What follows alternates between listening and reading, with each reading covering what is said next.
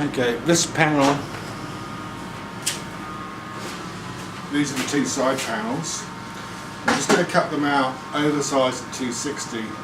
The final size will be 255, but I'll trim that down once I've got the two separated. I'm going to go then back through the thickness planer, which will tidy up both edges, which is why I think I said in the planer tips and tricks, always if you're gluing up panels and you've got a thickness that's capable of it, of taking the wider panels, glue them up a little bit thick and then take them down to final size. Works wonders. Anyway, I'm going to chop these out. I've got the main panel back here and I'll chop those down into rough sizes and then we'll come back again. Okay, what we've got here is a Tenon Jig, and it's simply something that straddles the fence, high sides, a block that rides above the fence. It's nice and square and straight. At the back there's a little upright which is square to hold it to the angle, and all I do then is clamp the piece here onto the thing, and then I can just slide it through like that.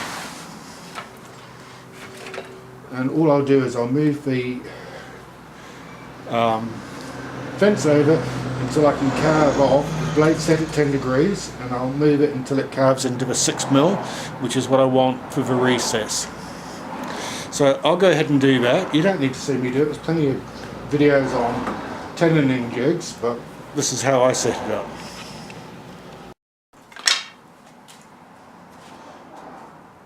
Okay, we've now got our panels cut. Now what I'm going to do next is, you don't have to do this with raised panels, but I like to do it. I'm going to do the right thickness. I'm going to do a straight cut in here and just add another line around, which just gives it a little bit more definition. The other thing about that is it also means it slides into the slot fully and easily and can move better than if you try to get the right width just to sit in. So I'll go and do that, and I'll then do a dry fit and show you how it looks. Right, there we are. Everything's done. And there's the dry fit. Everything fits. So now it's sand, sand, sand and prepare, and then we're ready to glue up these panels. So, do you really want to watch me sand? Of course not.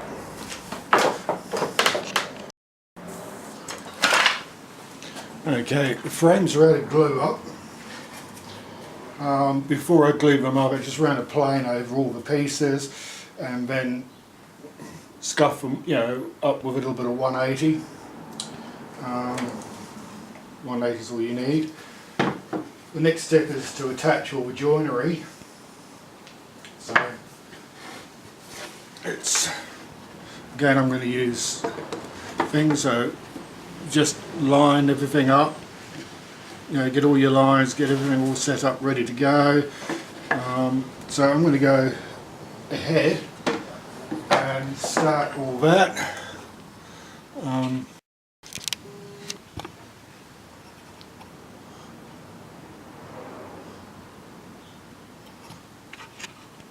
there's the router jig all set up. A little bit of a, I'll show you just how you can get around these things. Okay, because I can't support it from underneath, I need to be able to slide it along, and you've got to be able to clamp it so that your clamps don't get in the way of your router. So down here on this end, there's no way I can get in sort of a clamp it, so I just put a 20mm block of wood there. And what I've done is just got a bit of scrap, put it across in between and tighten it down. And that holds it really firmly. You know, so there's always a way around when you strike a problem. You know, think outside the square. Do I never make mistakes? Of course I do. Put it in the jig wrong. That's where the line was meant to be. But don't throw away the wood. Just once these, you know, fill it up with loose tenon, glue them in, smooth it back off, re-drill and redo. Use it. You know, there's always a way. You know, you will have mistakes, and yeah, there's mine. But you'll never see it once it's finished. Okay, I've just made a whole lot of loose tenons to fit in there. Just cut them to width, put them through the thickness to the desired size. Now, I often see people setting up router tables to round over the edges, you know, with a half round. But to be perfectly honest, by the time it takes me to set a router up, you know, put the bit in, get it all adjusted, etc., etc., I just attack this with a hand plane. Take fairly big pieces off, and yeah, saves a lot of time. You know, don't use power tools when you don't need to. Hand tools can still be very useful. Anyway, I'm going to do a dry fit, complete dry fit, and we'll have a look.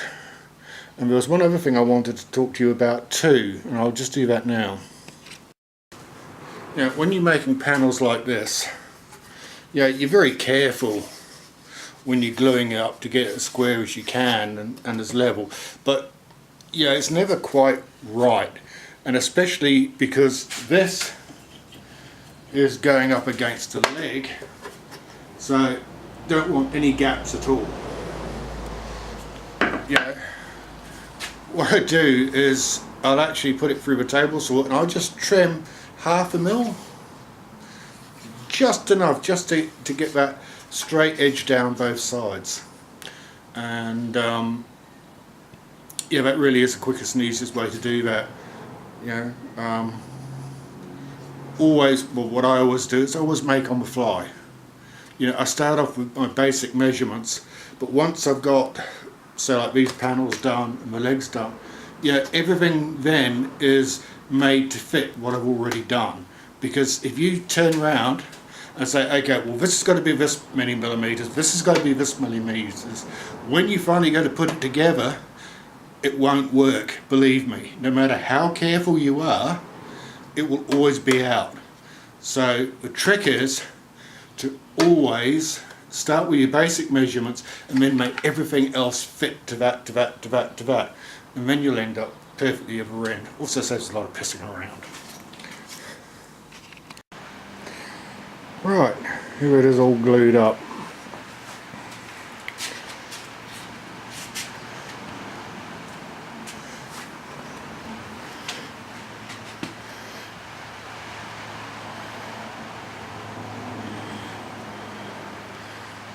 You'll find that's going to look lovely when we get the dye on and get the finish on. The next part now is to do the top and then the table that goes on top of the top.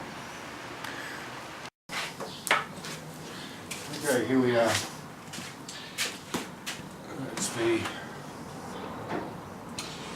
This is the seat, this is the top. It's out of clamps. I did scrape off the excess glue while it was still a bit tacky, and these are actually the underneaths.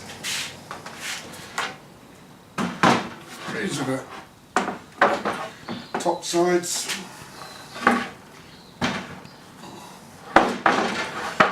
and they're now ready to put through the thicknesser. That's why, if you can afford it, get a wide thicknesser.